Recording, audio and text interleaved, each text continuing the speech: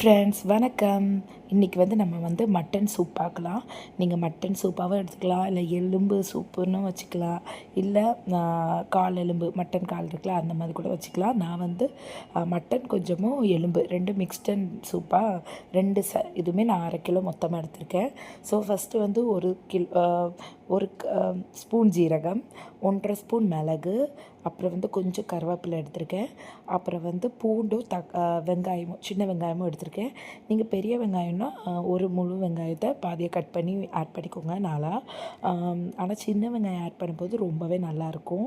தக்காளி வேணால் கூட நீங்கள் ஆட் பண்ணலாம், பட் நான் ஆட் பண்ணலை. ஸோ இதை நல்லா நொரன்னு அடிச்சுக்கலாம். ஸோ இதுதான் நம்ம மட்டன் சூப்புக்குள்ள மசாலா.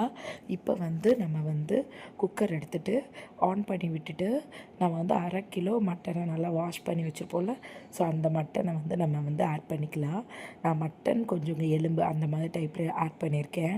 ஸோ இதோட பெனிஃபிட் ரொம்பவே நல்லது. கோல்டு காஃபு அண்டு நீங்கள் டிஃப்ரெண்ட்டாக அதாவது ஈவினிங் சூப் மாதிரி குடிக்கணும்னா இந்த மாதிரி குடிக்கலாம். கடையில் வாங்குறத விட வீட்டில் நம்ம ஹெல்த்தியாகவே பண்ணுவோம் அதனால். ஸோ அதுக்கப்புறம் நான் மசாலா ஆட் பண்ணிக்கிறேன். நம்ம அரைச்சி வச்ச மசாலாவை கருவேப்பிலெல்லாம் போடுறதால டேஸ்ட் ரொம்பவே நல்லாயிருக்கும். ஸோ நம்ம மசாலாவை ஆட் பண்ணிவிட்டு அதுக்கப்புறம் உப்பு ஆட் பண்ணிக்கலாம். உப்பு உங்களோட சூப்புக்கு ஏற்ற அளவுக்கு நீங்கள் உப்பு ஆட் பண்ணிக்கோங்க. எனக்கு தேவையான அளவுக்கு நான் உப்பு ஆட் பண்ணியிருக்கேன். கொஞ்சோண்டு மஞ்சள்தூள் ஆட் பண்ணிக்கோங்க. நான் வேறு எந்த மசாலாவுமே நான் ஆட் பண்ணல. அப்புறம் கொஞ்சோண்டு நல்லெண்ணெய் ஆட் பண்ணியிருக்கேன். இது வேணும்னா நீங்கள் ஆட் பண்ணலாம், இல்லை ஸ்கிப் பண்ணிக்கலாம். நான் ஏன் ஆட் பண்ணேன்னு பார்த்தீங்கன்னா, இதை நான் கொஞ்சோண்டு ஆட் பண்ணேன் ஒரு ஃப்ளேவருக்காக. பட் நமக்கு இங்கே மட்டன் எலும்பு அதுலேருந்தே நம்மளுக்கு கொஞ்சம் எண்ணெய் பிரிஞ்சு வரும். அதனால் நீங்கள் பார்த்துட்டு ஆட் பண்ணுங்கள். இப்போ நான் மிக்சியில் உள்ள மசாலா எடுத்ததில் கொஞ்சம் மீதி இருக்கும் பார்த்திங்களா, கொஞ்சம் ஒட்டிட்டு அதுலேயும் லைட்டாக தண்ணி ஆட் பண்ணிவிட்டு அது கூட நம்ம ஒரு 2 சொம்பு அளவுக்கு நான் தண்ணி நல்லாவே ஆட் பண்ணிக்கிறேன். ஸோ ஆட் பண்ணிவிட்டு நீங்கள் நல்லா மிக்ஸ் பண்ணிவிட்டு டேஸ்ட்டு பாருங்கள். உப்பு மட்டும் கொஞ்சம் தேவைப்பட்டுச்சுன்னா ஆட் பண்ணிக்கோங்க. மற்றபடி நமக்கு காரம் எல்லாமே உங்கள் தேவைக்கு நீங்கள் ஆட் பண்ணிக்கலாம். இந்த சூப் பார்த்திங்கன்னா என்னோடய பொண்ணே விரும்பி குடித்தா. ஏன்னா நான் ஆனால் காரம் இருந்துச்சு, பட் அவள் நல்லா விரும்பி குடித்தா. ஸோ இது குழந்தைங்கலேருந்து பெரியவங்க தாராளமாக குடிக்கலாம். டீ காஃபிக்கு பரவாயில்ல, இது ஒரு பெஸ்ட்டு இது. ப்ளஸ் நம்ம டின்னர் வெயிட் லாஸில் இருக்கவங்க டின்னருக்கு இங்கே சூப் மாதிரிலாம் குடிப்போம்.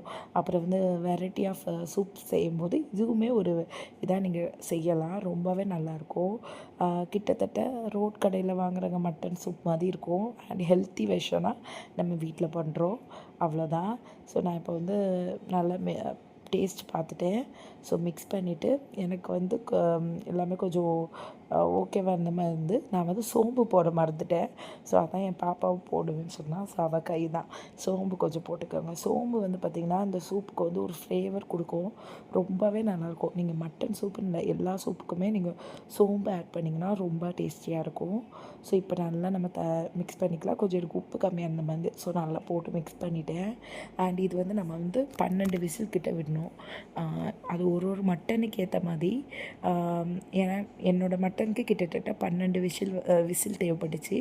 ஸோ நான் 12 விசில் எடுத்ததுக்கப்புறம் ஃபைனலாக பார்த்திங்கன்னா என்னோடய மட்டன் சூப் எப்படி இருக்குதுன்னு பாருங்கள். மட்டன் பீசஸாக இருக்கட்டும், எலும்பாக இருக்கட்டும், எல்லாமே நல்லாவே வெந்திருந்து பக்காவாக இருந்துச்சு.